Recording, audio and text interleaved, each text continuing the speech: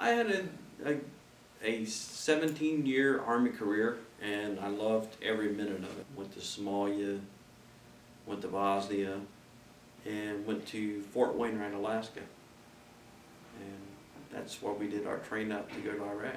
So I was in country 60 days, almost to the hour when I got injured. I hit an IED, and it was buried along the left side of the road, and was command detonated. So then they knew what they were doing whenever they hit us.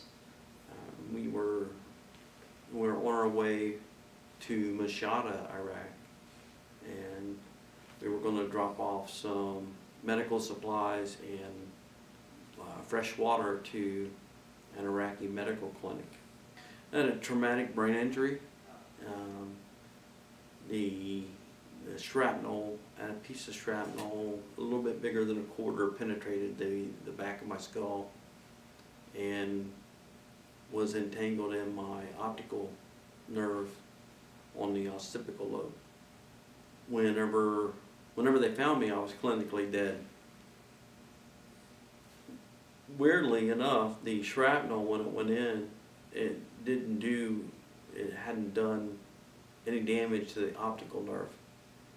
Is whenever they were pulling it out that caused the damage. Typically they send the Army guys to Walter Reed, but I had to go to Bethesda because I needed some kind of a special treatment that they could only do at Bethesda.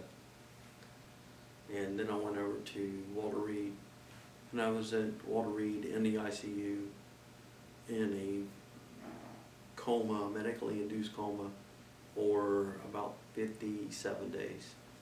Started coming out of it somewhat, and funny thing about it was when I realized that I was coming out of it, the first thing I heard was my wife giving this doctor down the road, I mean, she was talking to this doctor like a Marine Corps drill sergeant, and I was like, okay, what the hell is she doing in Iraq? They sent me down to the polytrauma unit at the Richmond VA hospital, McGuire VA hospital there in Richmond, and that's where I did the bulk of my recovery at. And that's where they put my skull back together. They put the plate over my skull, and it's where I did all my therapies and everything else. I hadn't really given it too much thought, and I went to West Haven, and everybody kept telling me, you need to get a dog, you need to get a dog, you need to get a dog. We met two of the field reps at a retreat for military families.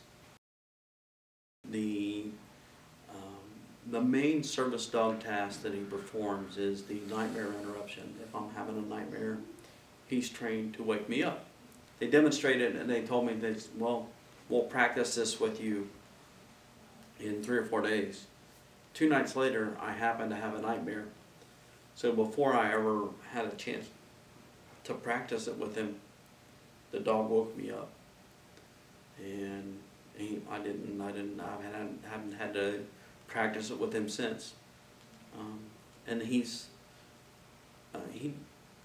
to me, he does more than just that. I mean, just having him there has boosted my confidence 100%.